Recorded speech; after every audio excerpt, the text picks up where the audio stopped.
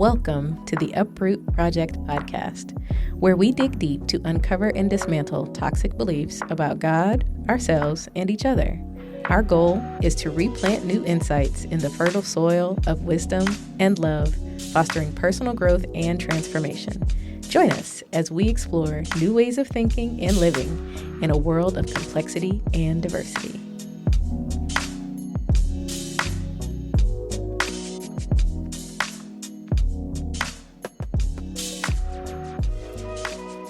Welcome back to the Uproot Project Podcast. I am Christian, she, her. I am Christopher, he, him, and his. And I am Whitney, she, her, New Year's, same OG. Welcome back, welcome back, Welcome back. welcome back, Welcome back. So we are continuing our journey into vulnerability this week, but we're going to start with our little mindfulness moment. Period. Okay, y'all. So you know the drill. If you are somewhere safe, go ahead and just take a breath, close your eyes or lower your gaze. And we're just going to take a moment to pause and reflect. I want you to take a deep breath through your nose and slowly release it out your mouth. Let's do that one more time. Deep breath in your nose. And let that thing out your mouth, maybe with a sigh. Now, I want you to bring into your mind a moment where you spiritually felt vulnerable. So maybe the weight of your questions or your doubts, or even your hope or faith felt particularly tender. And instead of running or shying away from this memory, I just want to invite you to sit with it gently, as if you were holding something really precious to you. Notice what comes up in your body. Is there tightness? Is there warmth? Is there stillness? Whatever it is, just let it be. There's no need to fix, change, alter anything. Within this vulnerability is what lies the root of our connection to ourselves, to other people, and to the greater unknown. Keep in mind that this is not a weakness.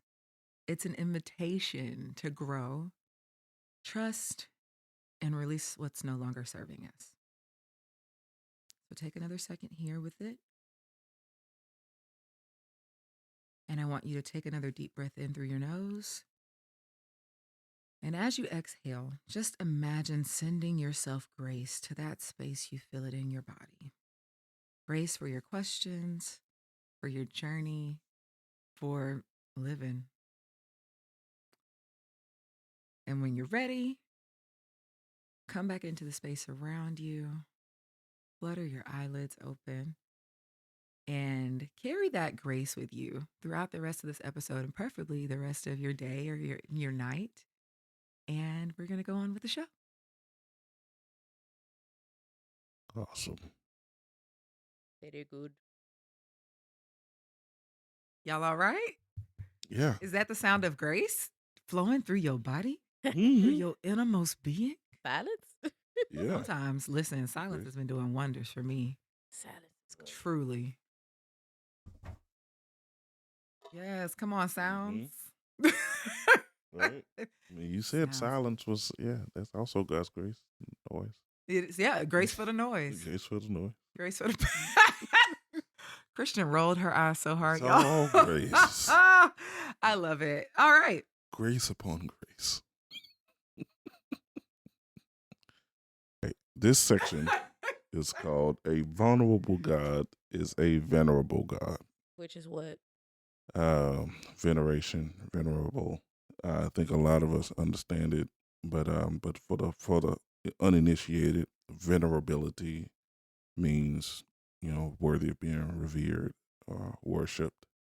Even it's worship in a separate category of veneration, but veneration at its root just means deep reverence and respect. So then put it together. So a vulnerable God is a God that is worthy of being revered and honored and respected and worshipped. Yeah. And why is that? And why is that? from a logical standpoint, um, it it lends itself to a kind of um, soft power that we tend to like or tend to appreciate when it comes to, like in the political sphere of, diplomacy, Mm-hmm. and that you show that you have the maturity or the bigness or the grandness such to make concessions and to allow oneself to be in a space, um, in existing, allowing yourself to be offended without taking offense, Mm. for the greater purpose of moving and advancing an agenda forward. Yeah. And so when you think about God in that sense, that God is so great and is so grand, if he is going to be that, then he cannot be petty when it comes to dealing with humans that are limited in their scope and understanding and intelligence, as it were, uh, such that he could be particularly offended by us. Hmm. Um, Yeah. Okay. so even think of it in terms of me and Sydney, me and my daughter. She's a toddler. Mm-hmm. She's 3. There are certain things that are within her scope and capacity, and there are things that are not. And I exist outside of her scope and capacity as supposed to be as the big, mature, fully functioning, emotionally intelligent adult. Mm-hmm. And so if I am that, then there are certain things that Sydney does as a 3-year-old that really should not bother me all that much, Mm-hmm. within reason. Yeah. But again, because we're understanding that we are also, as adults raising our children, on a journey, there are some things that does bother us when we see our kids do things. And so we have to mitigate that. But if God is to be who we say he is, in terms of complete, absolute, all-encompassing, perfected, mature, then that would mean that when we engage with him, or he engages with us, he has a lot of room and a lot of space for us as we deal with our BS. Mm-hmm. And so, when I see people say, "Oh, God is offended by the things we do," and it's like, no, he's not. He's Yeah. not. He can't be. If he wants to be in a relationship with us, he definitely has to have very much big space. But also, like, God made humans. He knows your functioning. He knows Right. the limitations of your capacity. Like, I Mm-hmm. often think of it as like God looking down and going, "There they go again." Yeah. Like, Yeah. Like all right, he's, here we go, guys. here we go. And it's not to say that God does not, God does not have room for a sense of justice or a sense of things, but he definitely just goes about it a different way. Yeah. He's not vindictive because he is not so much outside standing in, but he is not just outside looking in, but he's also within Yeah. the sphere, within it all. He has a more holistic view of how to carry about what we think is justice. Mm-hmm. And when it comes to us and our sense of justice and our sense of, it's very, very small, punitive, retributive, Mm-hmm. payback. Yeah. Those are things to the point that we project it on God and say, "Vengeance is mine; I will repay." And it's like God ain't like us, Right. in that sense. He has justice; He will repay, but He repays in the terms of in a sense of restoring, Mm-hmm. and in a sense of renewing, and that's going to take different methods, different skill sets, different tools than we have at our disposal as humans individually, to be able to do the kind of work that God is doing. And so in order to do that, that requires God to be vulnerable. Yeah. It requires God to allow himself to be contextualized and described in ways that he may not be accurately. But in order to be in relationship with us, he has to, in so many ways, allow himself to be defined by our understanding. Wow, what something that struck me as Mm-hmm. you were talking is that like the vulnerability to be misunderstood, Mm-hmm. right? Like to show up anyway, Misrepresented. know Right. that you are going to be misrepresented and misunderstood, like Mm. even by Mm-hmm. people with good intentions. And I think about like as humans, that is one of our big reasons why we aren't as vulnerable, right? It's like Mm-hmm. you won't get me. Yeah. I'll be misunderstood. You will Right. take this the wrong way, right? Or people always, we love to speak in Mm-hmm. absolutes when we get in our bag, right? Right. People like you know, people always da da da da da da da, or you don't think I'm weird, or you know, like these Mm-hmm. the idea that someone won't really see us Yeah. is Right. the thing that often keeps us from being vulnerable with each other. But Right. if we are going to take the example of God, and not only God as an external entity like you mentioned earlier, God is also within us. Like Mm-hmm. we are all part of the whole that is God. And so like if we can, I love how you framed vulnerability, because when we first talk about this, so y'all, we don't just come on here and like talk out our asses, not completely, Well, a little bit, a We little shoot bit the out shit the here and ass, there. but we got outlines and things. And so we sit down Mm-hmm. before every season and come up with this. And I remember you saying like a vulnerable God is a venerable God. And I was like, oh my God, here you go with this alliteration that I love because he's a preacher. But also, what do you mean? Like, what do you mean? And Mm-hmm. so, and I was just like, God as vulnerable really challenged the like it like those two things caused some cognitive dissonance for me. Mm-hmm. Because I was like, that is not a word that like I have ever used her to describe God. But then no. when you describe it this way, right? Like Mm-hmm.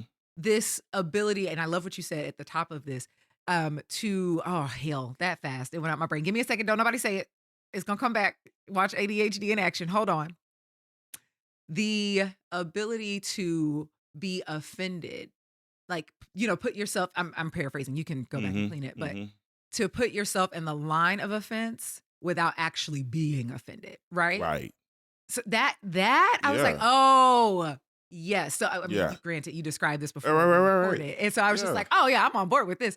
But that is the example, and if there is a God that lives within us that can do that, that means we also have the ability to do that. Mm-hmm. And if you can find community with people who do that, like you end up seeing the God in people. You know what I'm saying? You For do. real. Like the You do. deepening of the relationships, like Right. the connection that I think so many people seek, that we often get false proxies for and Right. settle for false proxies. Yeah. When you actually allow the vulnerability of God to be reflected in your life and those Mm-hmm. relationships, you get the real deal Holyfield Yeah. of what we were looking for in the first place. Right. And so exactly. And it's just what made me think about, even with Jamie Foxx, his new special or whatever that just came out some months ago, and just about the situation. A lot of the special was really about his situation with his stroke and all of those things. Mhm. And you know, a lot of us in certain circles had issues with him saying that God blessed him with a stroke. Mhm. You know, because it made him forget. But again, all of us have the as an aspect of being human, have the entitlement of interpreting our suffering in whichever way we need Absolutely. to advance us. Absolutely. And yes, and when we say our truth, we're allowing ourselves to be vulnerable Mhm. in those moments, to be received or to be critiqued. Yeah. And so, you know, when Jamie said that, stuff like that, and like for me personally, I don't jive with a God that throws strokes at people to get them in line. I don't appreciate that understanding of God. Like, Yeah. you know, and there's a whole lot of other factors that we could say as the people who have not had a stroke, Right. Who haven't lived his experience. right, Yeah. have a lot of opinions to say around how he has processed his experience. Yeah.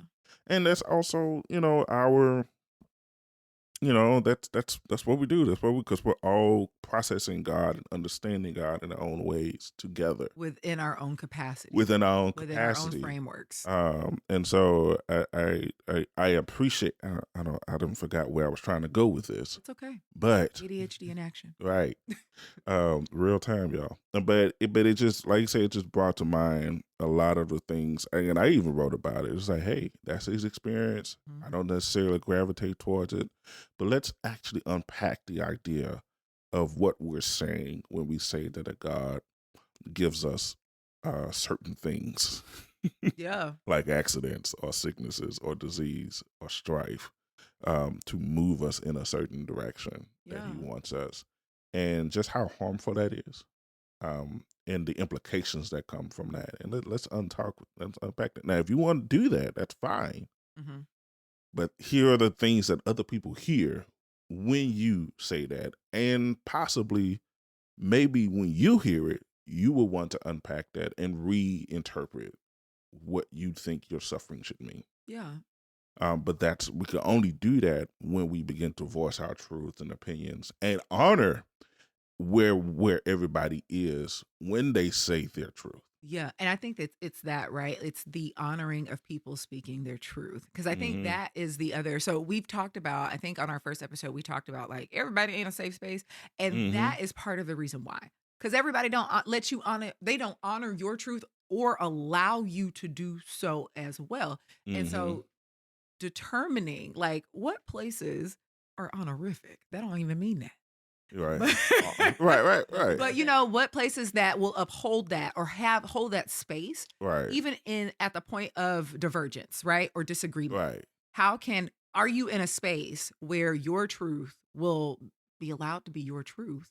At least your truth for this moment, because like if we're gonna get real about it, your truth can change. Oh, it does. It can change. Right, the truth of the facts of facts and truth are two different things, but like the truth of your situation can and will change. Right. And as you change and process differently and have more information and restructure and do your frameworks and blah, blah, blah, blah, right? Like as you do all of that, like, are there safe spaces where you are allowed to have whatever your truth is in that moment and allow for that thing to morph?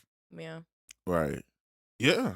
No, You know? that's And that's on you to rightly divide. That's what I'm saying. Like, this is where your discernment comes in. Yeah. This is where, and not only discernment, but like paying attention to patterns, which honestly is my neurodivergent superpower.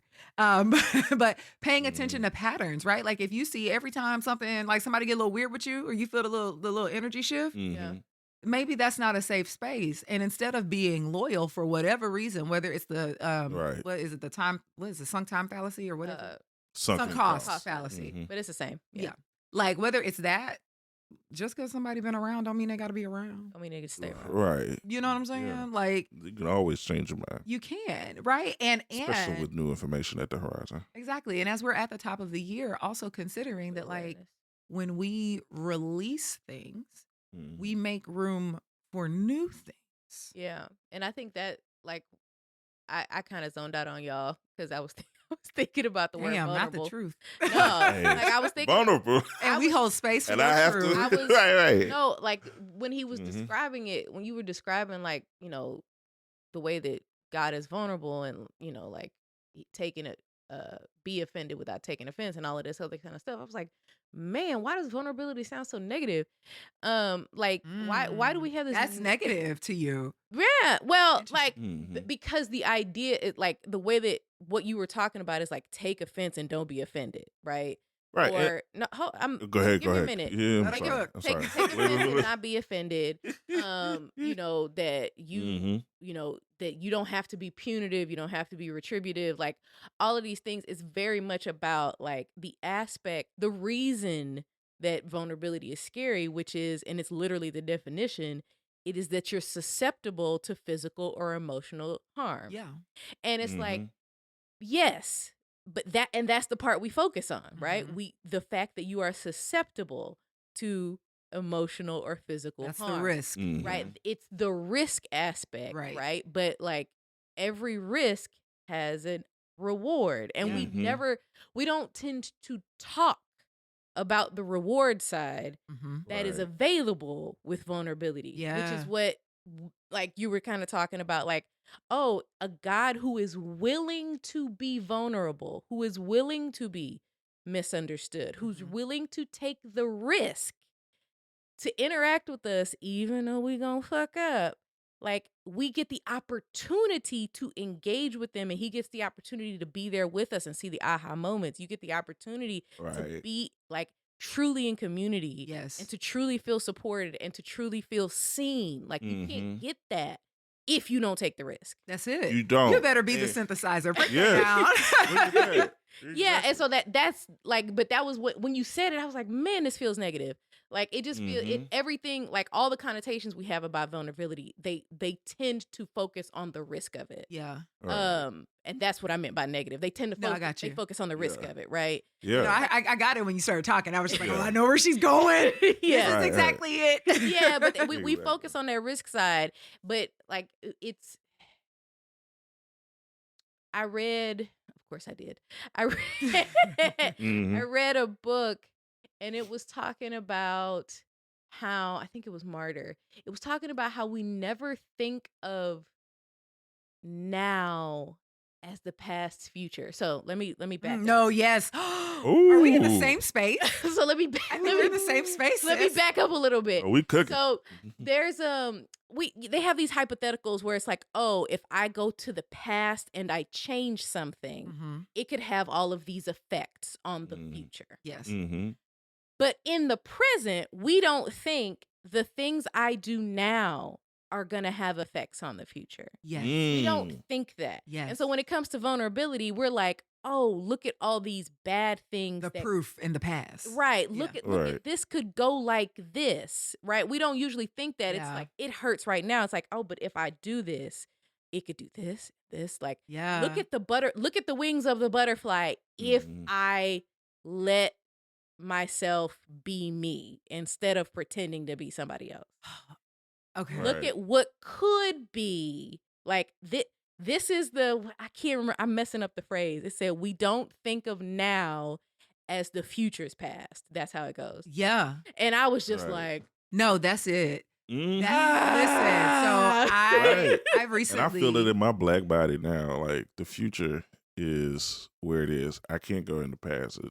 But this is for me as a black person. This right now, right. Yeah. It is the future past.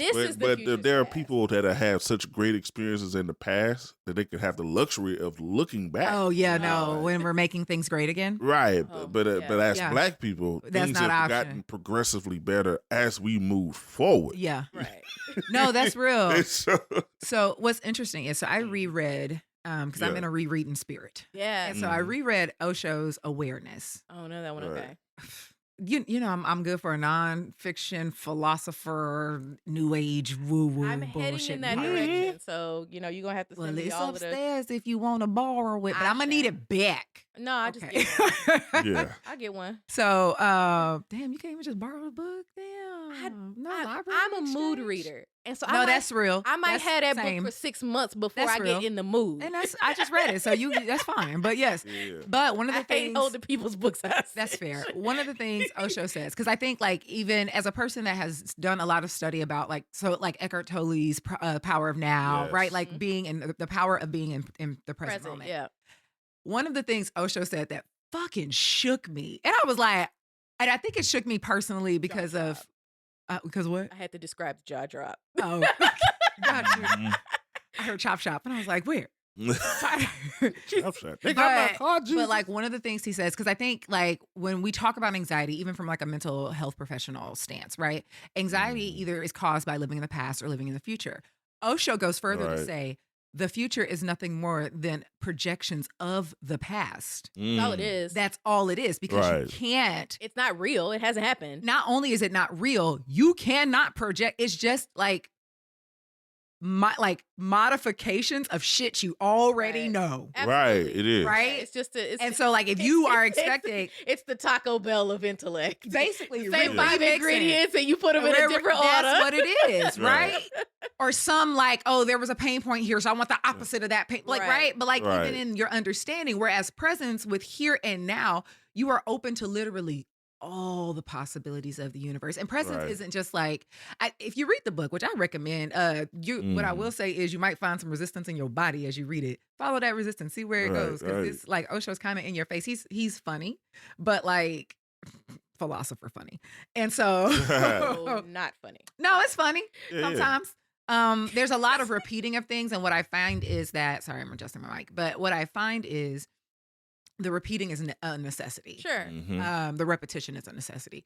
And so even though it gets like, okay, Girl, I got it. but like, did you let it sink in? Let's think about But it. like, really, when you're like literally thinking about like, oh, I don't have this and I don't have that and I want this and I want that, you're literally toggling past, future, Mhm. and that's crazy to me. Whereas like literally vulnerability only exists in the now. Yeah. It Mm. only exists in the now. Right. Because if you're looking at the past, you worried about the shit you got hurt. If you worried about the future, you're still doing based off the past. Right? Mhm. Vulnerability only exists in presence. When you get in your body Right. and say, fuck it.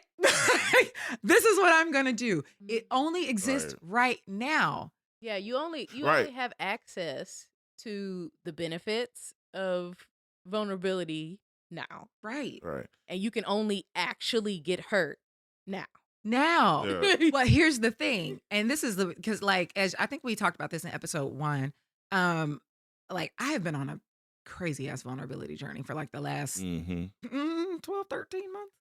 And it goes deeper and deeper and deeper. And I'll be like, okay, we're at the bone, we at the marrow. Right. But one of the things that I find, I remember telling someone this, I told a friend this recently, as we were talking about like our challenges with vulnerability. And I was like, the thing that makes it easier Mhm. for me to be more vulnerable over time, not to say that it is easy, but the thing that actually alleviates a lot of the pressure is that the fear of safety, I realized I was externalizing. So what? Say it again. So like the fear of not being safe, Uh-huh. I was actually externalizing my safety. And so this Mm. idea that if you reject me, I'm rejected, Oh. but okay. I'm not Right. because I've got me. Yeah. Mhm. Right. And so that's why I was like, I feel less vulnerable overall. Like I feel more capable of speaking my truth. I feel more capable of advocating for myself. And I'm not listening. Please don't take this as like, oh, Whitney got it. She 100%. No, we're working our way. Okay. Right, right. We're making our way downtown, walking fast, places past. Now we're homebound. Okay. But like the thing that is making this doable is this deepening security within myself that no matter what happens, no matter what anybody thinks, I've got me. I am okay. Mhm. I won't reject me. Yeah. Right. Right. So I can only be rejected if I accept that rejection within myself. Right. Yeah. I don't. Right. Exactly. Yeah. And I mean, that's And- interesting. Mhm. Because I'm like,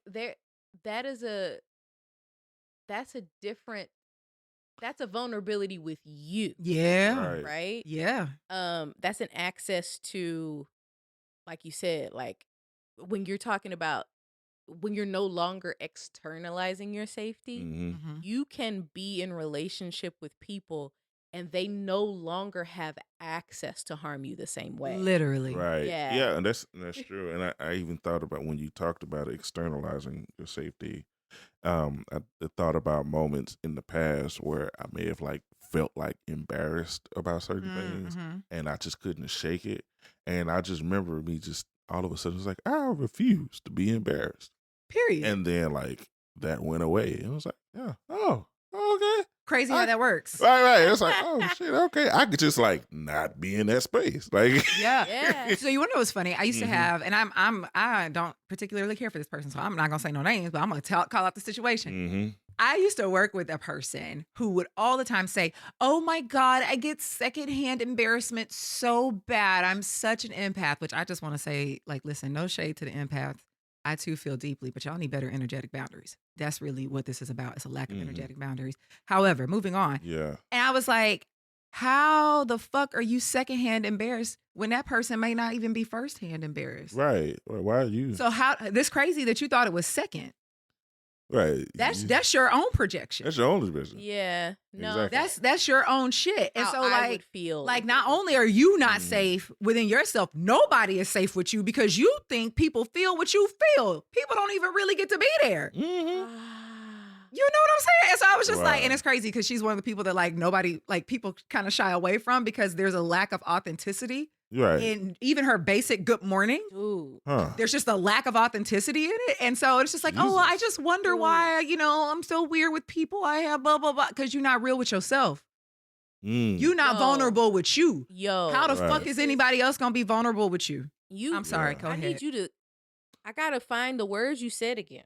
Oh, shit. Good luck. You said you are projecting the way you feel and they're not even there. No. Period. No. It's like that William Hung situation. She bang.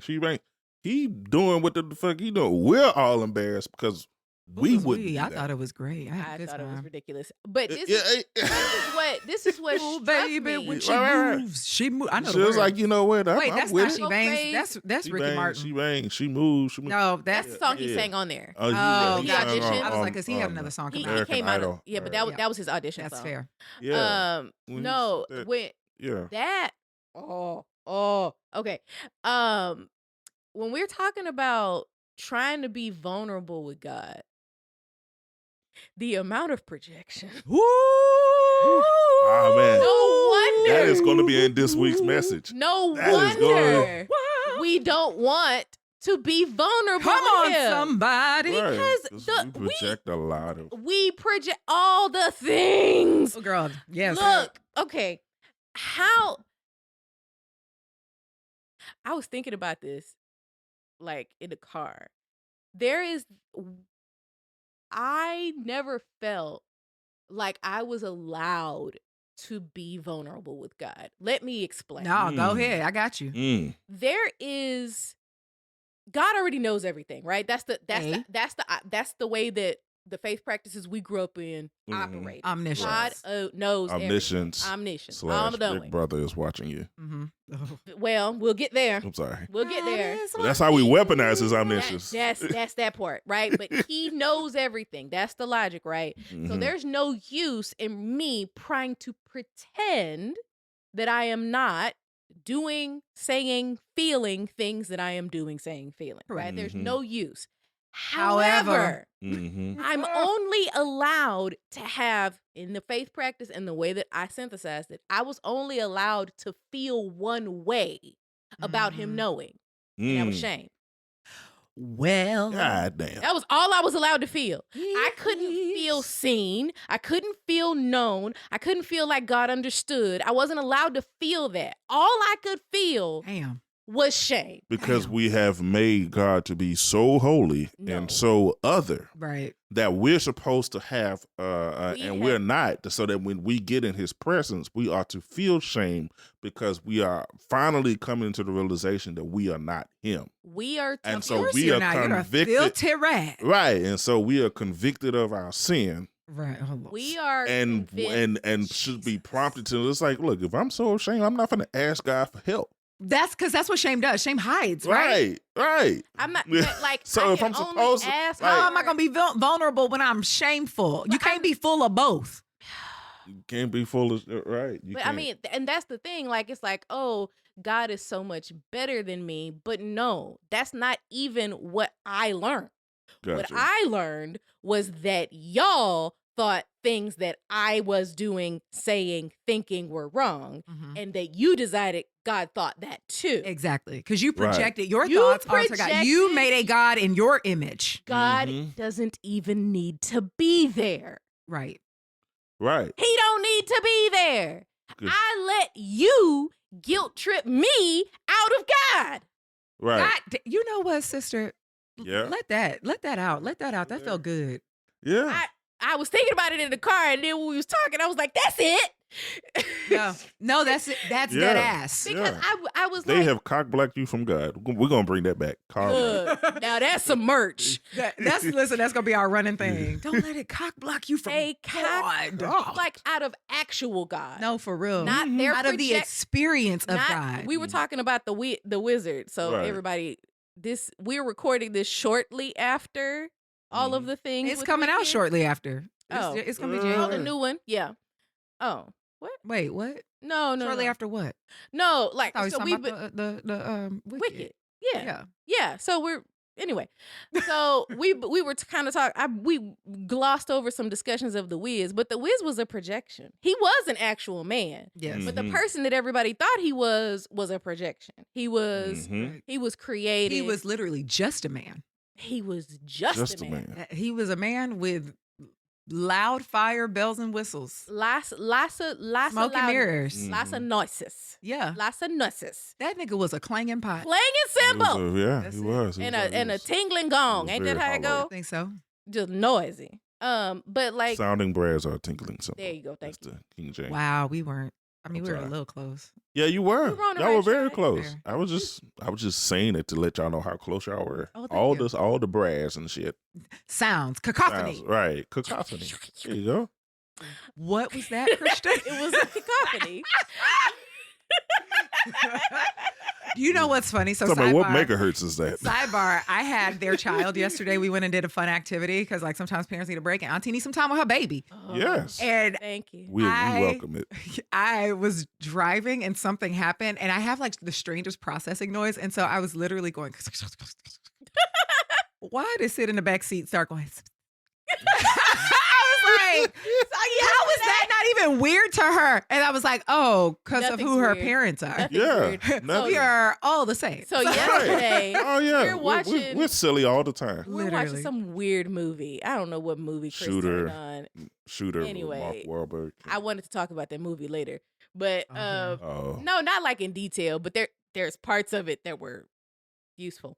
Oh, okay. But yeah. So we're watching the movie, and we don't really watch like TV. We usually are watching YouTube and stuff.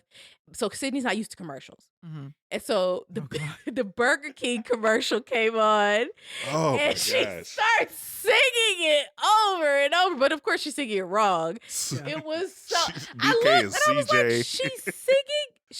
Is she singing the commercial? She said it's catchy, first of all. And so Yeah. she was running around the couch going, CJ Bell. I don't even know how to CJ.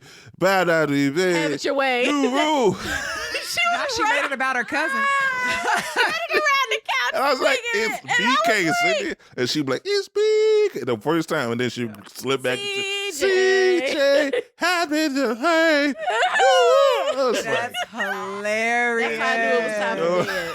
And that is when I knew it was and they time was showing for every bed. commercial spot. And I just be like, It was "Ah." time for bed, Jesus. Yeah. And, I mean, it is That's catchy. hilarious. And she's very much me. Yeah. Oh my Because God. I was Then singing he it. started singing. Because I was like, BK Mel. Like, it's terrible. Terrible commercial. But it gets in your fucking ears and you leave and, That's wild. and you just sing it. And that's so I just churchify it, to have As you fun do. with it. I'm just kicking it around because if Yeah. it's going to be there, I might as well fucking And play this with is it. Like, why Yeah, she that's did true. not like a bat cat an with eye yarn. at you sounding like a cash register. She- Yeah. Oh, no. Oh, was that what I sounded like? I just made up a it Yeah. doesn't matter. Okay. Random sound. Yeah. No, but exactly. But Exactly. yeah, so no, She's no. full of weird. Her life is full of strange adults. Right. Full of strange adults. Yeah. Not like the Who are not you need afraid to be call strange. CPS kind. No. The- But like who are kind of oddly, they're odd. We're all oddballs and we're okay with that. Right, Odd right. Parents, We're- fairly odd parents. That's us. There you go. Oh, Jesus. That's hilarious. Oh, that was a sidebar. I don't know Yeah, what it you're was. talking about. But just like you said, the vulnerability of it all in being vulnerable, and because we're modeling a God who Oh. is initially Yeah. vulnerable, it made me think of Forrest Gump. Huh. And yeah, I know, One right? of my favorites. Let's see where this Great goes. movie. I'm excited. Forrest Gump for me really highlights an aspect of the nature of God, especially with his relationship with Jenny. When he talks about Jedi. he doesn't have the sense to understand that he looks like an idiot chasing after someone that doesn't want him in that way. Jedi. And just Jedi. the level of gratuitousness in his emotional in his emotional giving, being there for them, rescuing her from situations she didn't ask to be rescued from Ever. ever. Until she did at the very end. I can't right. fucking She- stand and she Jedi. and she was like, he was always, I love you, Jenny. He was like, it's so clear to him why he's doing what he's doing. Exactly. So he's very much a simpleton in that regard. Mm-hmm. And then he says some of the most profound things at the Yes. end of it all. He was like, you know what? He was like, I may not be a smart man, but I know what love is. And then he takes his ass out the house and puts his hands on the hip and will stand there and look. Because at this point he's legitimately disturbed and pissed. Yeah. He's like, look, you finally got me. He was like, you know what? I ain't fucking smart. You know what you've been through ain't what I'm trying to give you. Right. And I know what love is. And so while you upset at me for not being, I know how to love you. Yeah. And then that's when Jen was like, you know what, I do love you for us. And she, gave him the business.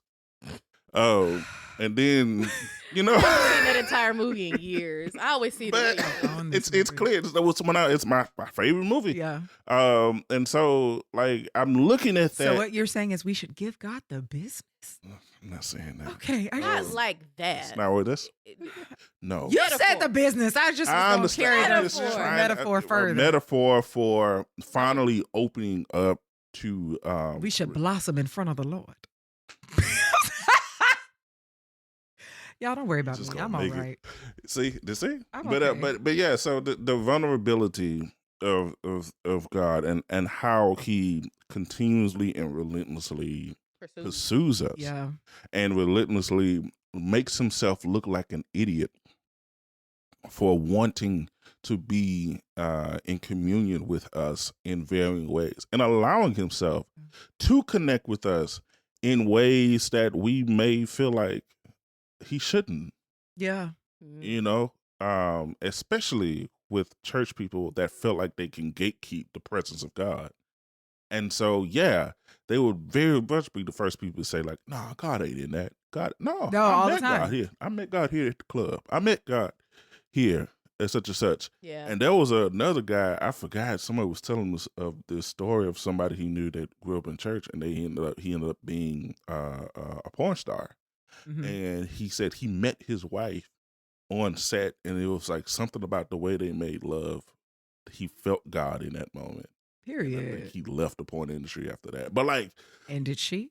Yeah, okay. They did. I mean, they I was left just curious. together. No shame. Listen, we square all forms. And I may be butchering up the story, but the general sense is that he met God and his wife and his destiny in the most unlikely of places. Yeah. And likely they found love. And they found love in a hopeless place. So we have to. Thank you. So right, exactly where I was going. Thank you. I just didn't want to sing again on the podcast today. So if we're going to be godly and be loving in that way, we have to shed off any perception of the uncomeliness that we have associated with how God carries Himself. Yeah, because He obviously carries Himself a lot differently than what we have accustomed to or projected on Him to be. Which. What this takes me back to, and pardon me if I'm like oversimplifying, but like, does that also mean you can only know God in the present? Because the past is back there, the future is a projection, right? So like, if I'm truly gonna, and just thinking about like people, right? Let's say two people in a relationship, and I'm sitting across from Christian, so I'm just gonna talk about you. If I assume, and sometimes I do, that like, oh, I know you, right? But if I assume that in each moment, I know how you're going to show up. Yeah. I know what you're going to say. Yeah. I know how you're going to respond. Need to be here. Why are you here? You don't need to be here. Right? But if I'm present with you and myself, right? Because shit, do we always know exactly what the fuck we're going to do if we're really present? Right. Absolutely like, not. You ain't ever shocked yourself? Like, right. I shocked myself this week. So there Period. you go. Hello? And so, like, to really be present with someone is to be here, now, and open. And I think, like, to say, oh, yeah, I'm here now. We in the same room. That's not presence, baby. No. If your mind is anywhere else. And has been.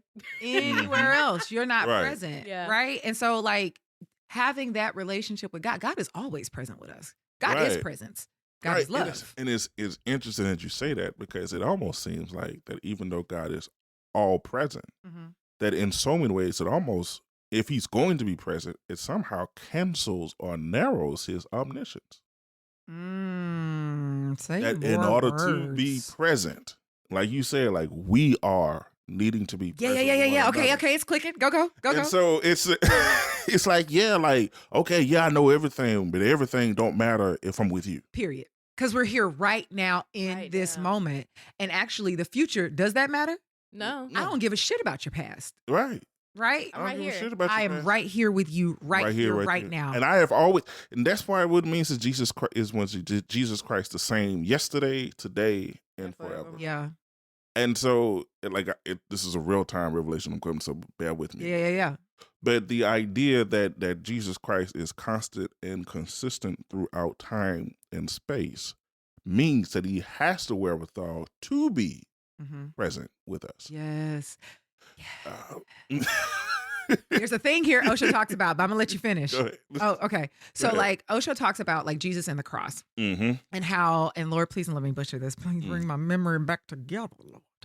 Take a bubble bath. Sorry. That's right. Connie from Big Mouth. Anywho, Mm-hmm. so the horizontal line represents time, right? So that's Right. like present to future or past to future. But he was like, so many people exist. The idea that like most people are not quote unquote awakened because we exist just in this timeline, Mm-hmm. right? But then there's this one point of the vertical where we can go deeper, we can go higher, and that intersects only at the present moment in the cross. So if you're thinking about the cross, like where those two lines come together, where you actually exist within time, but you are experiencing the depth or the height of the human experience, Right. is at the point of the cross. And so like that's one of the ways he conceptualizes like the symbolism of Jesus dying in a chiastic manner. Right. And so Who? chiastic means cross. Oh, okay. Sorry. Yeah. Study art history one time and all of a sudden Right. words just stick. But that idea that like even Jesus was giving us that example that like, this is, there's front to back, right? Like you could be here, Right. but if you're anywhere else, if you're not in the center of that thing, you're not, I'll be missing something. you're missing something. Right. You're missing the ability to cross planes, right? Yeah. Like you're Exactly. existing only on plane one when there's a vertical plane that allows you to get outside of all of the temporal shit Right. and really be and exist and not only see yourself for real Right. and not in the context of time, not worried about what's going to happen in the future, not being ashamed about what happened in the past, but the same for others, right? And like that's where the oneness of humanity happens, is in the present. Yeah, it is. And it's just funny that you mentioned it because I saw a funny video. This may not, the way I'm butchering it may not be funny to you, but there's a video that was out. I saw it like when I was Doesn't matter. Keep going. 2-3 days ago, and the title was like that one friend that doesn't have empathy, and this guy is on the phone. And you see the one guy, he's the guy without the empathy, but the guy on the other phone is like, hey, I'm going through this, my mom, such and such, she has a, illness, and, I need to work through that, and I, call on for work, and the guy was like, yeah, but like, you got bills to pay, like, like you can't just be, you got to find a way to get it together. What are you doing for yourself? He was like, yeah, but like my mom, she has a terminal illness, so I had to call off of work, and just like, you don't think like, your mom may die, but you still got them bills coming up, sir, and such and such and such, and like this is, and so it's a little bit of dark humor, but they're bringing up a point. It's like you have friends like these that are not able to be present. They Friends and care for parents. you, and they care about the overall issues that you're going through, but they go about it a different way. Yeah. And so it looks like they're not being present with you, and they're not giving you what you need in the moment. And it's like, yes, all of those things are true, but they're not right now. Yeah, they're not appropriate. Not appropriate right now. That's not what this moment calls for. It's not what this moment calls for. And so, like it may not be an accurate title that you lack empathy. It may or may not be, but you definitely lack presence. Absolutely. In the moment. To be like, hey, I'm going through it right now. And if you were understood that, you may have a different approach to helping this man out, as opposed to, hey, let the doctors take care of your mom and you need to get back to work. especially. Which is crazy. I'm even thinking about that because I'm like, You he's say, what's more clearly- important, your mom or these bills? And it's like, my mom. My mom. Oh, that's what- and I'm like, even if you're not, I think the craziest thing about Mhm. that example is that like you don't even got to be in the present to see how that's misplaced because Yeah. the time is finite, right? And if your mom is like giving this She has example, a terminal illness. Right. She'll be there after she go. them bills are gonna be there for you to worry about after she's gone. Your time with her is finite. So even if Mhm. you're looking into the future, you're like, oh shit, the future is coming fast Mm-hmm. to the present.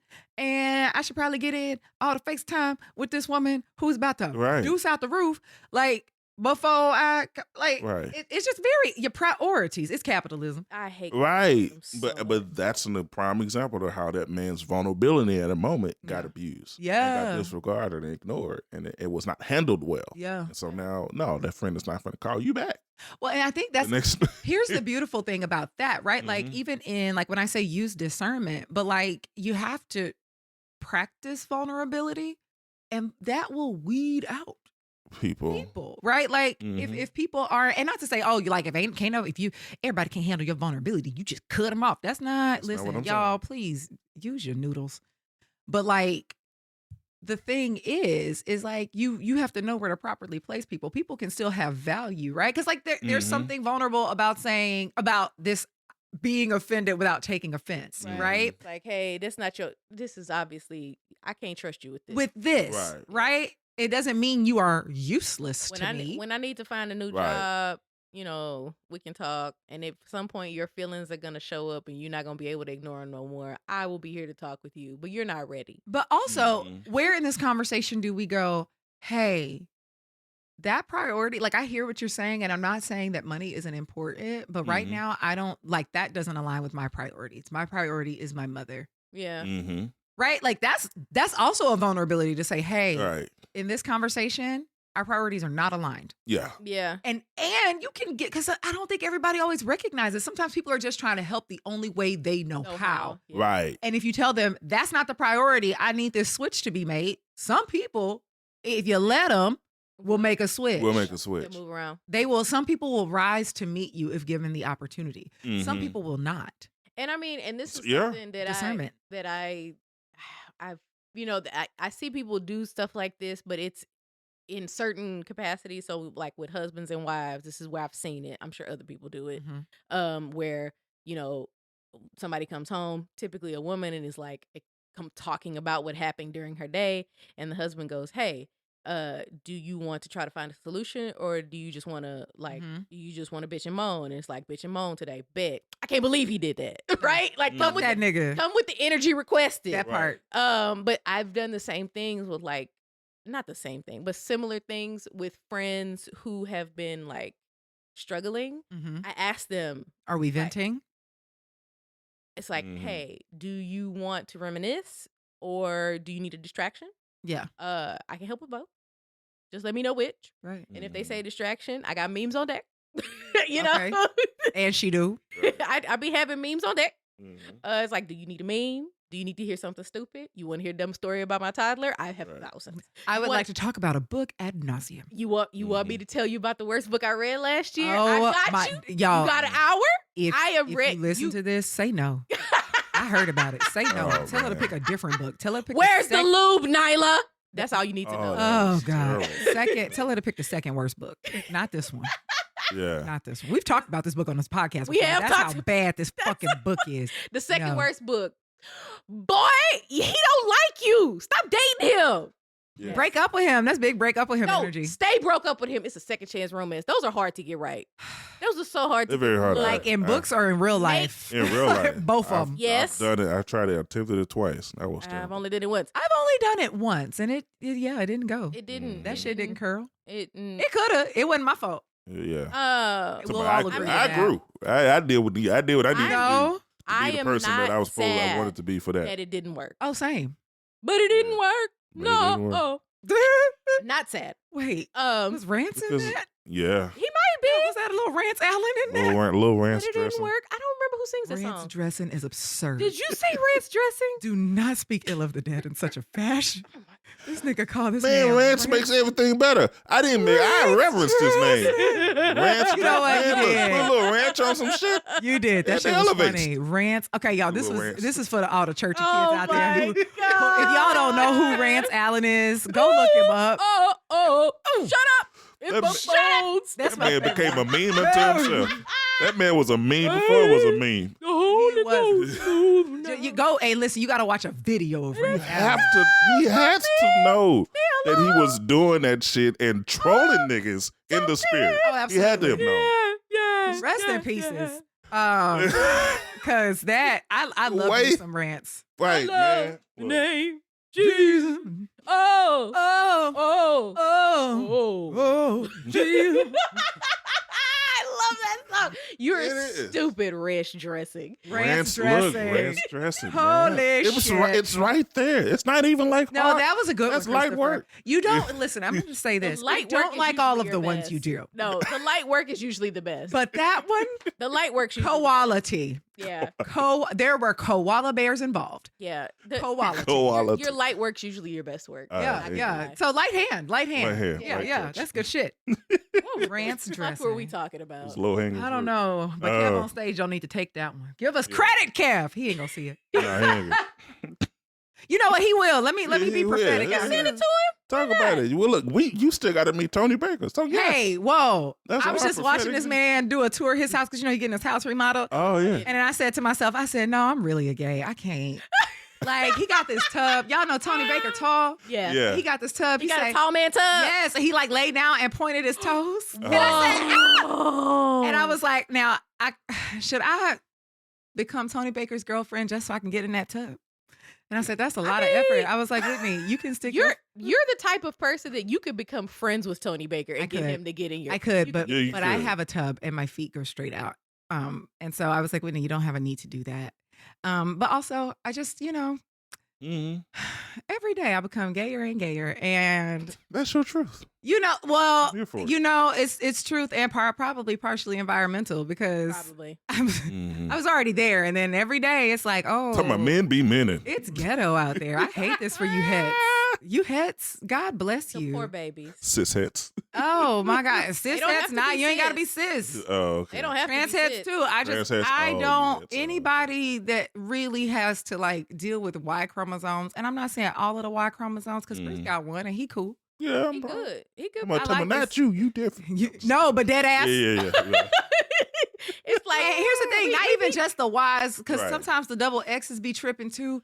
But like Yeah. the dynamic between them, Mhm. it is It is an it interesting. is thing. overly antagonistic. I don't Right. like it. It needs And more I feel like it's a vulnerability. level of societal conditioning than it is. Oh, absolutely. absolutely. 1,000%. 1,000%. Absolutely. It's not inherent. It's not inherent. It's No. a state of affairs. And I Right. don't want to be in that kind of I don't want that affair. Yeah, no, that's true. So, and also, There's too many of you I just niggas. want to say, at my big, grown, ripe, falling off the tree age, Yeah. I'm not here to teach no grown human, Mm-hmm. man, woman, Them, non-binary, whatever.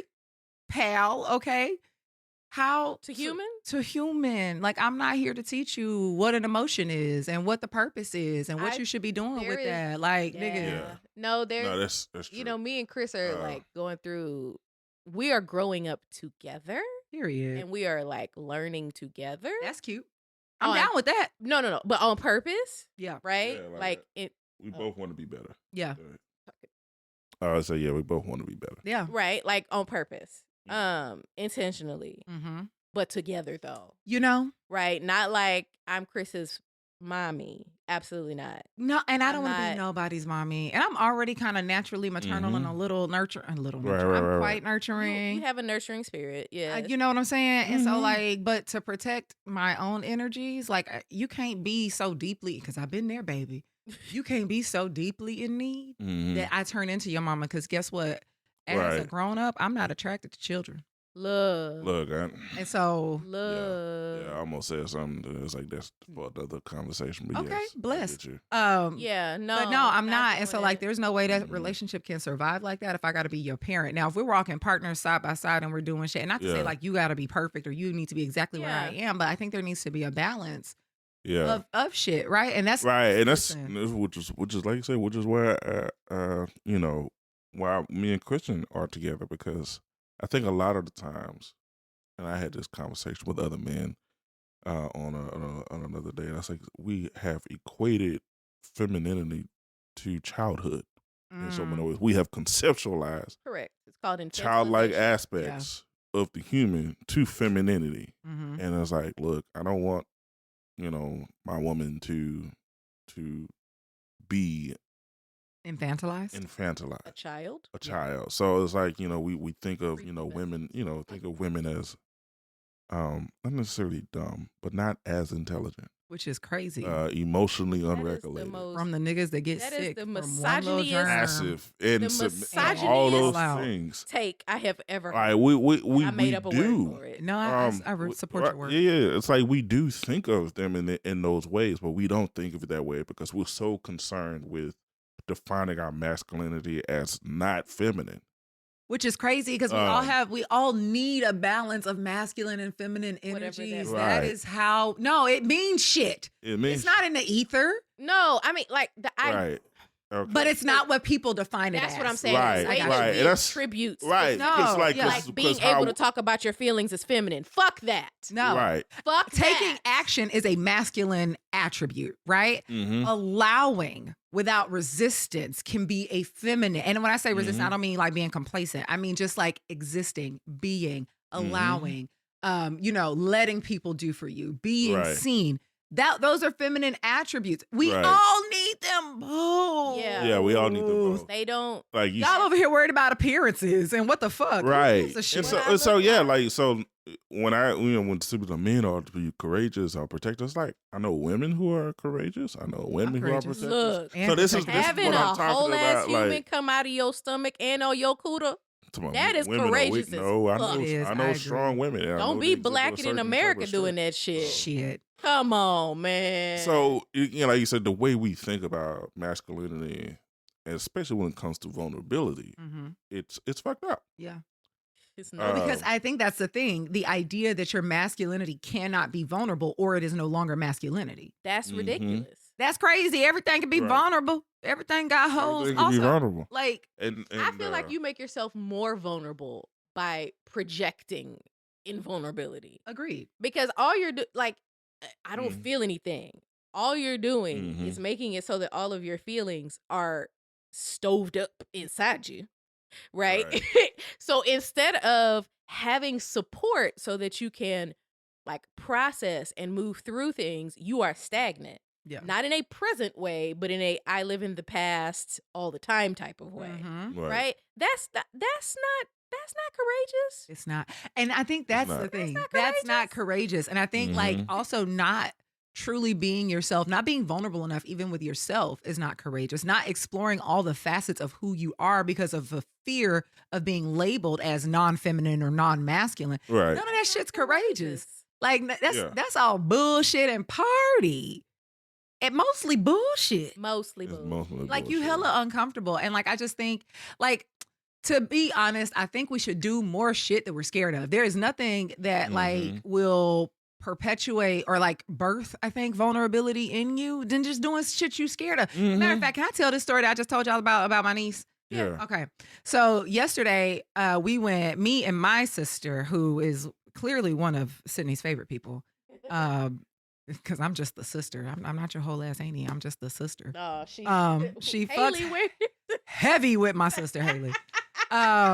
But we took Sid to an event, and this event happened to have like some escalators. So you already know Sid is 3, and like there was a moment where like Sid is crying because she's Bawling. terrified of these wanna get on the escalators, right? escalator. And so we get Right. down. One of my favorite things, and I've said this before, one of my favorite things to do with toddlers is to like really walk them through their emotions because like they're new to this shit. And it's so Right. exciting. There's less resistance because it's like, oh, you're a trusted adult, right? Mhm. Yeah. And so I'm like, oh, let me do my trusted adult duties. Mhm. And so like I literally I squat down, which y'all all 6 foot of me, Bless you. mostly legs, because I believe in bless getting eye level. I got the bend. I can't squat, but bless you. And listen, I do my best. Listen, I had to squat a couple times yesterday. One time I just put out my hand for Haley to help me get up. I said, Girl, I couldn't me get waving on the street. Hey, Hey, help me up. Haley was like, oh my God. And I was like, hey. Oh, your God. You want to go home? No, but it was funny.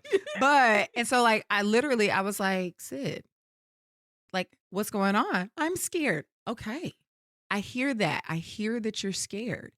It's okay to be scared, but guess what? We can do things that we're scared of. Yeah. Mm-hmm. We can absolutely do things that we're scared of. Right. So, and I was like, and once you start it, you might find that maybe it's not as scary as you thought it was. It also might be as scary as you thought it was, but you will get through it. I've done this before. Mm-hmm. I'm telling you, I think you can do this. Can we try? Tears in her eyes. Yes, okay. Right? And so we get on, we do our whole countdown. I'm on one side, Haley's on the other. And we like big step on. And so we're probably about like a quarter of the way up. It's a pretty big escalator. So a quarter of the way up. And I'm like, checking in. How are you feeling? I'm not scared anymore. Right. I love that. So what do you feel instead? This is fun. Now imagine if this child, and it's funny because as I was literally having the conversation, I ain't gonna hold y'all. This was me having a conversation with my inner child. So fun fact, I jumped out of a plane at the end of last year. What? That's nice. You didn't know. You didn't know that? No. Yeah. He don't be on the socials. Oh, my bad. And you text me. That's the only reason. I did because I have my love-hate relationship with social, social, so I miss same. things. I mean, Same. I appreciate it. I sure did. I fucks with it heavy, and then I back away a lot. No, I think that's fair. Got straight on the internet when you told me where you were. It was like, how far is it? Okay. How did you not? I didn't tell you where I was. Yes, you did. No, You I sent me a didn't. picture. You sent me a picture of the wall, and I found out where the place was. Wow. Girl, Christian is look. like, Christian is one of the best investigators I've ever met. And I'm pretty fucking solid. Christian, however, like, listen, I don't ever have to look shit up on you, ever. All I had to do is give Christian somebody's name or somebody one thing, and she's I have a keyboard warrior. got Okay, it. I'm Yeah, ready she to get go. it from my mama because the way she looked me up And before she flew up to Chicago Oh, to absolutely. see me. My mom, Listen, look, I my had to look you up. mama I knew was who you like, was. she's like, we all. yeah, out because we gonna take one detour. We coming back to the escalator. I'm Okay. not gonna forget. So before my mom knew Chris before we got together because we went to college together. We didn't get together until And like much same after friend college. group. Yeah, college. same friend group. And so she had met him once before. So she'd seen his face. She knew who he was, and she remembered a few details, which is weird. My mama don't remember shit. We love you, mama, but you really don't. Until it matters. That's how I know it matters. When she remembers, it matters. And so my previous boyfriend, I met on the internet, which she was extremely dubious about, but she didn't show it. But she looked up everything about him and his parents. And his parents. I remember that. She could find online. And I found it years later. She had printed it out. There was like a dossier. Wait a minute. Yeah. I She went fucking CIA on this nigga. collection of printed out paper. I love your mom. This was like 2000 and would have been like 2006, 2007. Yeah. She had printed out papers that she kept with like where they lived and how much the house was worth and how many tickets he had That's gotten. my kind of shit. Man, Baby, I'm going to go look at your property taxes. she had printed out some other stuff too. I can't remember what all she had printed out, but she did something similar with Chris, and I asked because I already knew she did it. I was like, "Did you look Chris up?" She was like, "Yeah, he got a couple speeding tickets. It ain't nothing too bad." And I was like, "You really looked him up?" And she was like, "Of course I did. You're going to Chicago."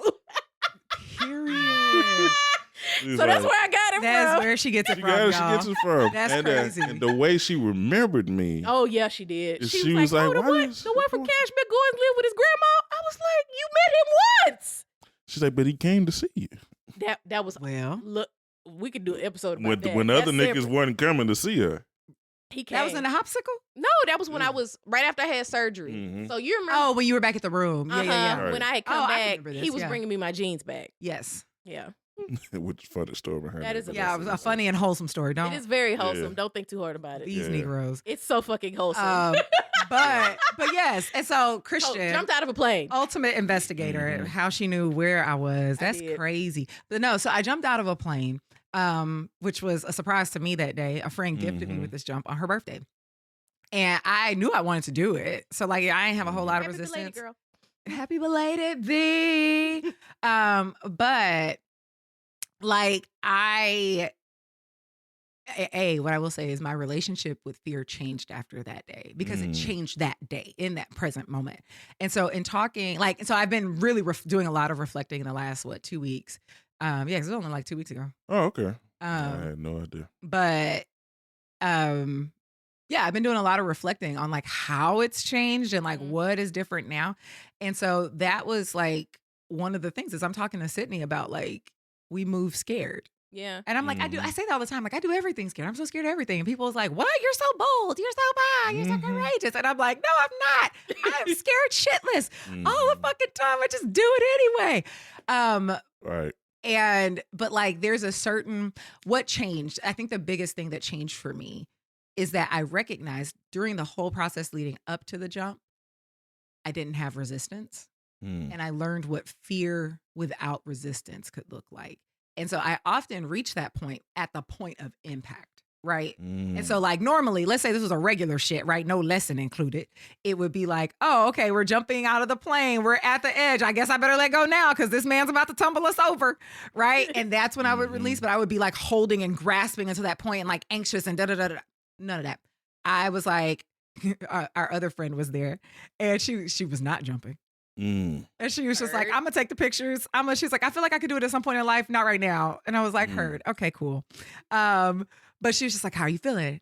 You nervous? And I was like, girl, I'm scared. And I'm so excited. And that's it. Yeah. But the scared wasn't like oh no. Like the whole time I was just like, well, it's happening. Yeah. We in a class. I don't have on no jumpsuit. I'm just taking the lesson. Me, it's happening. It's happening. Shit, okay. Putting on a jumpsuit. It's happening. Turn that switch. Fuck Me, it. can I change it? I heard y'all got a pair of spare shoes back there. I wore my really nice New Balance 9060s. Can I get because I don't want to put these in the grass. They're pink. They're a beautiful colorway. They was limited too. So if you ain't got them, you ain't get them. But I was just like, y'all got it. So they brought me these too tight. I jumped in shoes that were one size too small. Well, you wasn't running a race. You know what I'm saying? Yeah. My feet was dangling. I didn't even notice until I had to walk back, you know? Right. But like, so like this whole time, I'm just like, it's happening. Yeah. It's happening. Am I scared? Yep. But it's happening. I don't have to be resistant. And so like in talking Sid through this moment, I'm like, you're having resistance. I see it. What you need to know is that you can still do it scared. And there will be so many more things that come in your life, little Sydney, little Whitney, that you're going to be scared of, but you're going to do them anyway. It's happening. It's happening. And so like just that moment of, and then watching her be vulnerable. Yeah. And do it anyway. And just the amount of, that is such a huge trust for a toddler who will absolutely fall out. Because my baby is precious, but she will fall out. Yeah, she will. She will fall out. Oh, man. But for her to not fall out. Yeah. Like I saw her shift. And I was like, oh, she trusts me. Yeah. She doesn't remember my name half the time. But she trusts Which is crazy because I've been in your life since your life. But she trusts me. And I was like, yo, this is vulnerability at its finest. It is. And what's crazy is as children, we practice it so much. And then there comes this point where we get out of practice. And the person that we often end up struggling being the most vulnerable with is ourselves, because it is also the person that we have the most difficulty trusting. Yeah, we do. And it just brought me up to the... I don't know if that made sense, y'all. It did. Okay. It did. Just taking a moment to take it all in, because a lot of things came up in that moment. Last night I had a situation where I was in the shower 2-3 in the morning getting ready for bed, and crazy. I know, isn't it? That's my routine. I was up, and then I had been working in the shade, and I was like, I can't touch the bed. No, that's real. Without taking a shower. So I did that, and I just felt like I just need to sing. And, I don't think she heard. She was asleep, so I was like, knocked out. Yeah, I know nothing. I didn't know what time. So, I sung an old hymn that I knew. It's like, I need thee every hour. And every once in a while, I, play with it in my voice and stuff like that. And then it just seemed like the moments that I release those, whatever energy I had, I didn't know I needed to sing until I started singing. And the thought came to my mind that helped me navigate my current season of thinking about John the Baptist and how he described himself as a voice crying in the wilderness, prepare you the way of the Lord. And I hadn't thought about it in the way that I needed to in the moment. And just how he described himself, that just really gave insight into how vulnerable that is. That you are a voice crying in the wilderness. That means you're in solitude. That means no one is hearing you. So there's the loneliness of it all, the aimlessness of it all, the pointlessness of it all. But then there's the relentlessness of it all. That he is constantly crying. Whether or not people are there or not, whether people hear, whether there will be a result from that or not. But he's doing that. And in so many ways, that gave me strength for my own current vulnerability, because it does feel like at times, in moments, I get, be with myself, that what I'm doing currently is insignificant. That what I'm doing currently, because no one is showing up, or nobody is doing this or that, or responding the way I think needs to be responded, so that I can know that this is the right path. I have to be confident. You have to validate that yourself. This is the best path. That this is the path that I'm supposed to be on. And it reminded me, even as a singer, I was like, you know what, God, you've called me to this, and I have not come back to you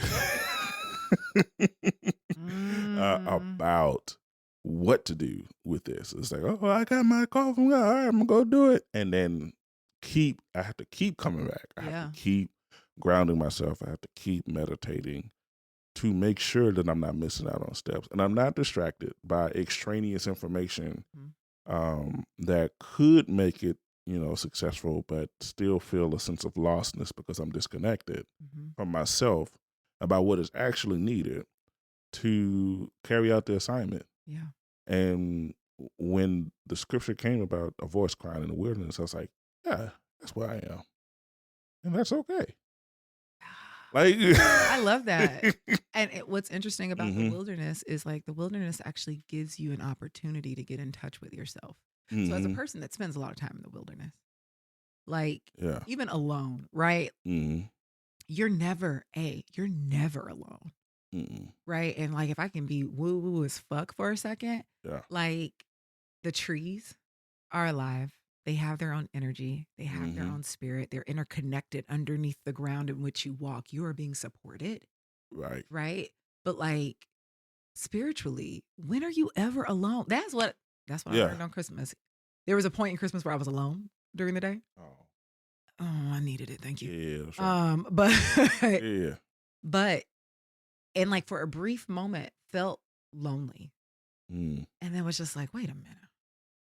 I'm never actually alone. Like, it's a whole team of spirit guides, ancestors, God. Like, I'm never alone. So I just decided, I was like, hey, can I spend Christmas with y'all? And the way I felt, immediately crowded. But not like crowded, like pressure, but like surrounded in love. So even in the wilderness, like, it's a moment of removal from the noise. And I think because we're so acclimated to the noise. Right. We get nervous when there's no noise, but when there's no noise, you can hear yourself. When there's no noise, you can hear God. And, like, at least that's been my experience, and that's been my truth. And it's like, when there's no noise, you can be present. Noise is distracting as fuck from presence. Right? Because, like, and I think that's the thing, like, being present, even if I'm present with somebody else, I also need to be present internally with myself. You can do that in the wilderness. You can. Like, the wilderness has its purpose. It has its yes. So you can cry there, please, by all means. I know I do. Right. Yeah. But, like, it's serving a purpose. It's a ground of cultivation. Yeah. It's a ground of cultivation, and like you said, like you alluded to it, it is that moment of solitude to be in tune with oneself. Yes. And there was a point in my life, in the last couple of weeks, I was like, you know what? I feel like I chose life on hard mode, and I don't like it. And I don't appreciate it. It's like everything about what's going on, it's just I just chose the most difficult road every time, and it's just like it seemed germane and natural to me. But it was just like, no, I mean, yeah, sure. And so, okay, well, what are we going to do about that? Do we,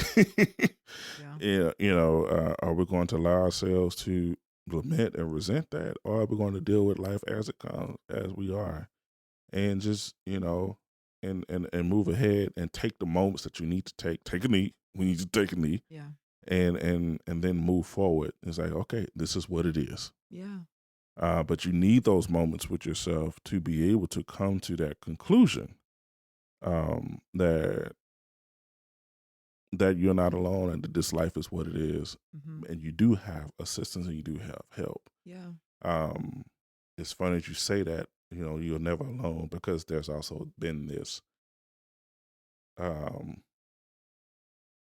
resurgence from, I think, like the B. Simone or whatever situation. I don't know if you know, but anyway. Vaguely. I try to avoid her because when people get on my nerves, I decide I don't want to let them get on my nerves anymore. Yeah, you're right. But she's getting on my nerves, yes. Yeah, right. Now she's trying to occupy this Christian fundamentalism, which is space. crazy because it's the same spirit. It's the same. You just got a new your new label. Right, it's a new label. It's the same ego she's trip. A preacher. So you're returning home to roots. No, it's just same ego shit. There's no where's the enlightenment. Anyway, that's my 2 cents. So anyway, she's coming back, and so this is one thing. She was like, I'm nothing without God and things like that.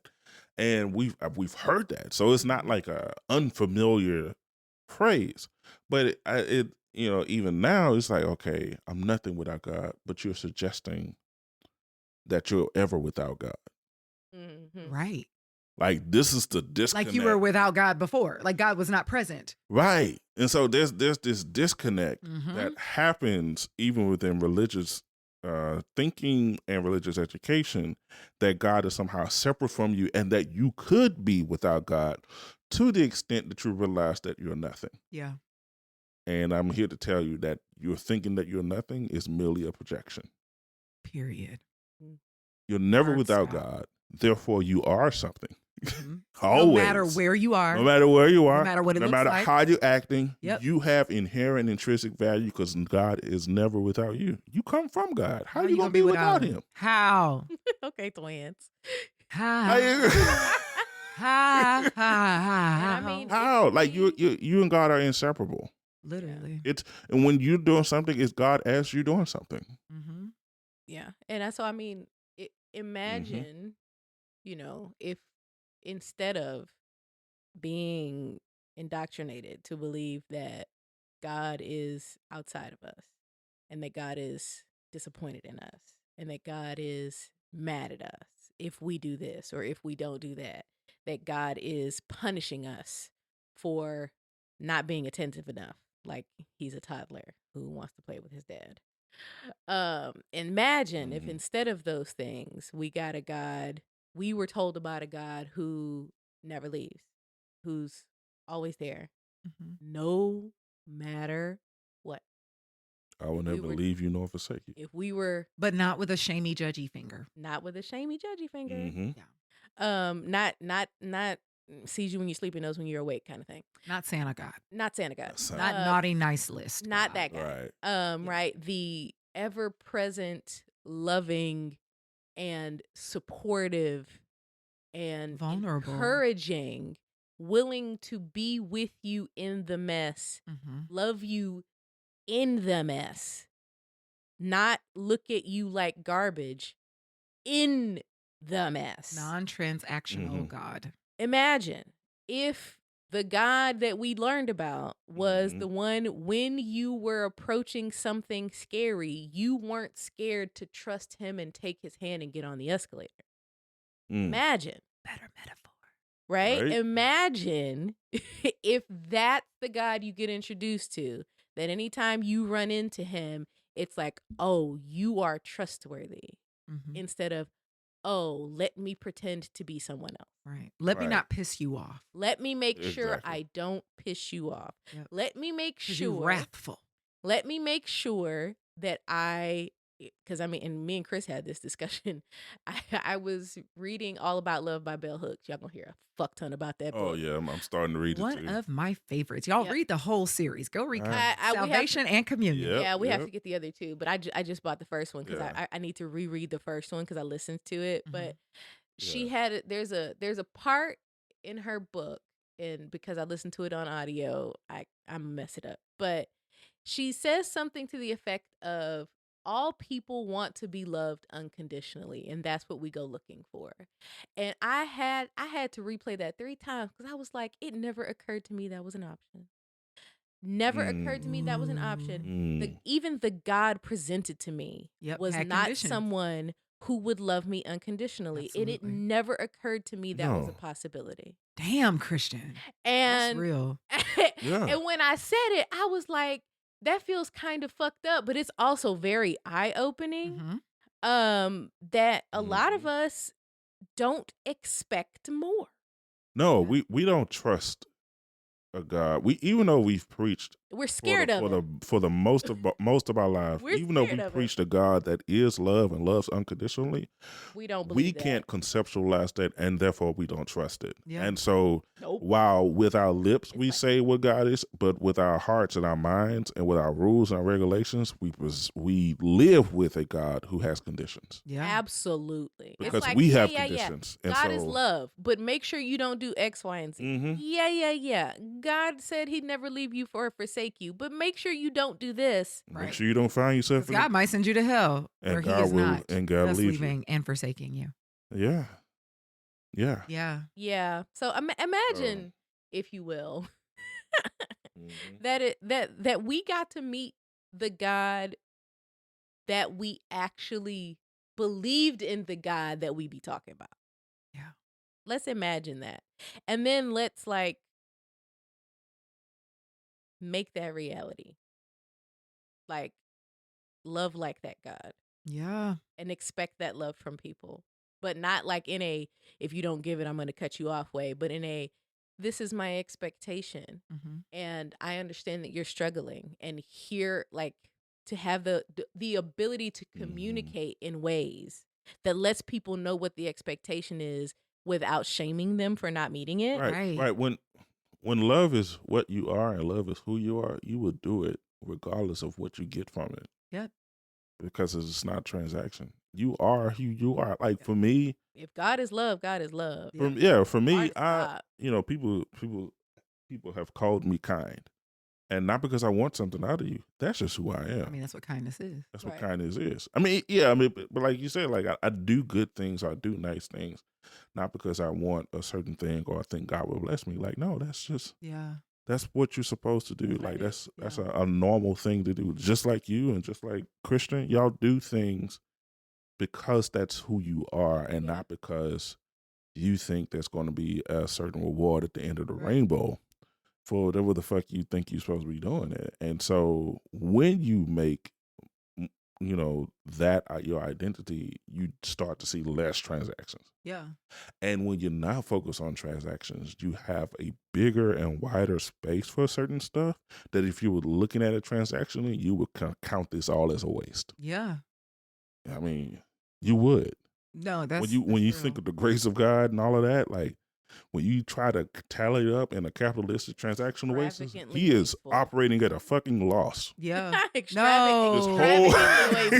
black hole. He is operating at a fucking loss, which is why we can't look at God with a capitalistic lens. We can't look at us with a capitalistic lens in our relationships, because we do give a whole lot more than what we can quantify we get in return. But when we do get what we've given in for, then when the action of getting what we've invested, it feels extravagant. It feels extravagant to the point that all that we've considered giving up, it's irrelevant.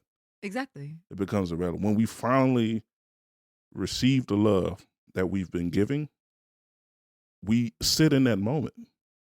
That's crazy, because what that also says is that for God to love and have connection with us is worth all that bullshit. It is. That it makes it all worth it. And I'm like, yo, that's massive. We can't be a filthy rag. Why would I want to be a filthy rag? Why would you put yourself? Which is why he keeps doing it. Right. It's its own eternal reward system. Why would you turn over the house hunting for a coin that ain't worth nothing? No, that's it.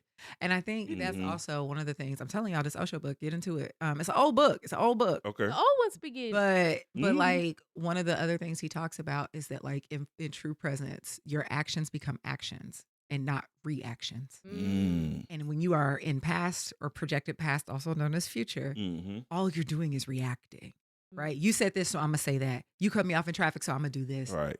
But when you're present with yourself, all of your actions are dictated by your inner being, right? So it doesn't matter what that person does.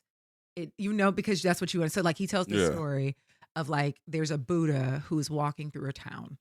And for whatever reason, the people of this town have decided they hate this Buddha. Fuck this Buddha, right? Mm-hmm. And so he's walking through and they follow him, spewing all this shit, telling him all this negative things, just projecting all this nasty shit onto him. And he turns to them and says, okay, I have to go now because I have to go to the next town. I'm expected there, but I'm actually going to make my way back through here. So if you guys want to continue this later, I'll be back. Right. And so he goes and he comes back and they're like, what the fuck? Like, why would you say that? Like, why would you come back through here for this? And he's just like, well, if this is what you need. Damn. Stares into the abyss. Right. Because all of his actions are motivated because he's present. Right. And so I'm just like, that shit really, man, it speaks. And I'm like, that's also God. Lining up for abuse. Yes. Because that seems to be what you need right now. Yeah. You need someone to abuse. Yeah. Right. You feel abused. You feel despondent. And you feel judged. Right. And I don't have to internalize any of that. Because I'm not internally, I am here with myself. And that makes me safe with myself. Right. Man. God could only be with us when God sees God as us. Say it again. God can only be with us when God sees God himself as us. That's the only reason why he was able to come down here. Yeah. Like otherwise he would stay the fuck out. I mean, when we talk about the incarnation of Jesus Christ and we wrap ourselves in that narrative, when we frame it and when we think about it, he only is able to be with us because he is us. He is us. Yeah. Like he breathed his breath of life into Adam. Yep. And then there's nothing in the text that says when he bring man out of the clay that he ever washed his hands of the clay off his hands. Right. You are me and we are you. Are. So the issue with God being vulnerable with us is him identifying with us enough to feel as though he could allow himself to be himself with us. Yeah, that's right. So anyway, yeah. Well, enough of the heretic hour. It's a heretic hour, and if it is, like that, I'm here with it. I'm here for it. And at the end of the day, heretic means choice. It does. Do they need that? And do y'all need that? Do y'all need? I don't think our listeners do. I mean, but if you do, then if that's what you need, okay. If that's what you need, if that's what you need. Okay. I'm here for it. I wasn't a tick to begin with, so I don't. Yeah, I don't got no dog in that fight. Right. But you saying a heresy? I just realized. Like, I can't be a heretic. I wasn't a tick. I wasn't a tick. I wasn't nothing. I wasn't a blood-sucking parasite. I wasn't. Hey, I will. Hey, yo, there's that. But no, like, but if that's what you need. If this is what you need, if you need to think of us as heretics, but you also want to continue listening, go for it, sis. Go for it, sir. All right, we welcome it. There was a preacher that said something about that, like where he finished his presentation, somebody came up to it. I don't agree with what you said. Oh, okay. What are you gonna do about it? Well, I'm gonna go read. Oh, okay. Oh, congratulations. That's great. At least I got you to read. Right. Like, this result I can support. I can appreciate that. And so, yeah, like I think I was telling Sean the other day, I was like, another partner with me on another podcast. I was like, look, I exist for people to be enlightened or to very much more informed about their opposition towards me. Yeah. Either way, I produce something in you. You're going to learn more about why you don't. But if you don't, then why would you watch? Why would you listen? Yeah, like I'm okay. Listen, I am bereft of fucks to give. Just fresh out. I'm bereft. Yeah. I don't got them. Okay, I ain't had them for a long time. Like that used to be like. One of the things all my friends would say, oh, Whitney ain't got no fucks. She's fresh out of fucks.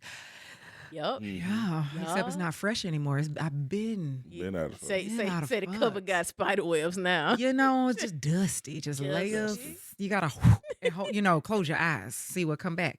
But like, yeah, it's do what you need. Do what you need. Do what you Give- But need. what thank you you for need. joining us today, sharing this time with us as we walk through the idea of vulnerability and a vulnerable God Who is venerable? who is worthy because of his vulnerability. He's worthy. Hi, yes. He's worthy. We are outrageous. We are. And Oh. you love Church it. Kids Incorporated. Yeah. You love it. Thank you for joining us. We will see Mhm. you In a couple in weeks. a couple of weeks. You can also, if you want to hear more from us, any of us, you can check out all of the socials Mhm. And season 1. and And season season one. one. Back it up, y'all. Listen to the others. Back it up. And jump. jump. And right foot and stomp. Hey, and left foot and stomp. And cha-cha with your right. We'll see y'all And later. cha-cha with your left. Hey. And turn to the right. And move to the This left. is Back it up. And jump. Yay. and fade out. Thanks for joining us for this episode of the Uproot Project Podcast. We hope you found fresh perspective and continue to make space for real growth. If you enjoyed today's conversation, be sure to subscribe, share, and leave a review wherever you listen to your podcast. You can follow us on social media at the Uproot Project Podcast on Instagram, Facebook, and YouTube, or visit us at www.theuprootpodcast.com for more content. To contact us, feel free to drop us a line at hello@theuprootpodcast.com. Until next time, keep living fully, learning openly, and loving deeply. We'll see you soon.